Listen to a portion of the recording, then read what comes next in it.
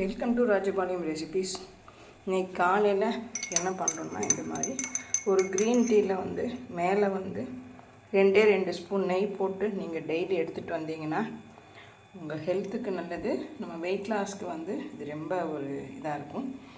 இது ஒருத்தங்களுக்கு இது பார்த்திங்கன்னா எப்பயும் போல் வெள்ளரிக்காய், நெல்லிக்காய், புதினா, இஞ்சி எல்லாமே போட்ட ஒரு ஜூஸுங்க.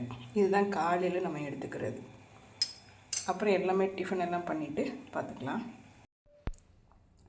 இப்போ காலையில் நம்ம ஒரு க்ரீன் டீயும் ஒரு நெல்லிக்காய், வெள்ளரிக்காய் போட்ட ஜூஸும் குடித்தாச்சு.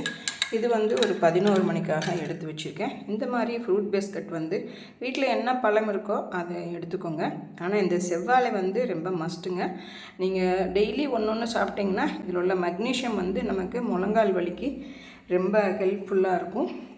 இன்றைக்கி மத்தியானம் லஞ்சுக்கு பார்த்திங்கன்னா ஒரு முருங்கைக்காய், கத்திரிக்காய் எல்லாம் போட்ட ஒரு ராஜபாளையம் ஸ்டைலில் ஒரு கூட்டு.